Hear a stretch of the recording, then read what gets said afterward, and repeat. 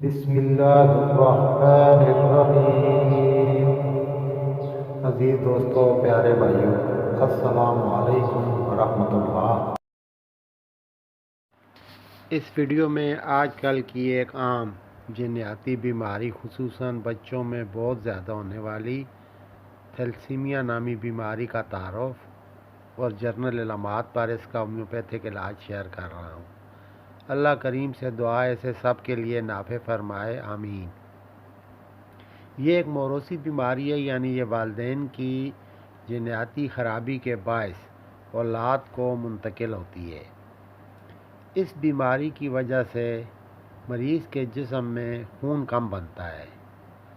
جینیاتی اعتبار سے تھیلیسیمیا کی دو بڑی قسمیں ہیں، جنہیں الفا تھیلیسیمیا اور بیٹا تھیلیسیمیا کہتے ہیں۔ نارمل انسانوں کے خون کے ہیموگلوبن میں 2 الفا اور 2 ہی بیٹا زنجیریں یعنی چینز ہوتی ہیں۔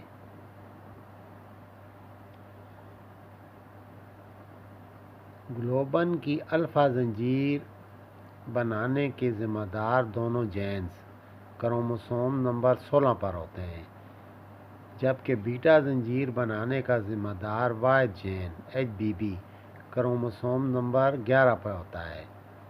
الفا تھیلیسیمیا کے مریضوں میں ہیموگلوبن کی الفا زنجیر یعنی الفا چین کم بنتی ہے، جبکہ بیٹا تھیلیسیمیا کے مریضوں میں ہیموگلوبن کی بیٹا زنجیر یعنی بیٹا چین کم بنتی ہے۔ اس طرح سے خون کی کمی واقع ہو جاتی ہے۔ مرض کی شدت کے اعتبار سے تھیلیسیمیا کی 3 قسمیں ہیں۔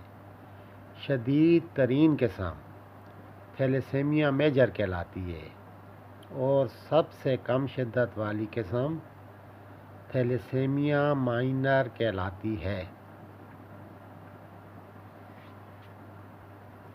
درمیانی شدت والی قسم تھیلیسیمیا انٹرمیڈیا کہلاتی ہے۔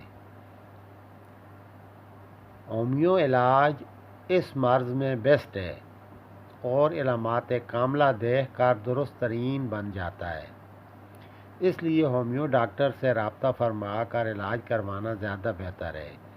تاہم اس بیماری کی عام جنرل علامات کو مد نظر رکھ کر بہترین ہومیو علاج یہ ہے: آرسینک البم 30، کیلکیریا فاس 30، فیرم میٹ 30۔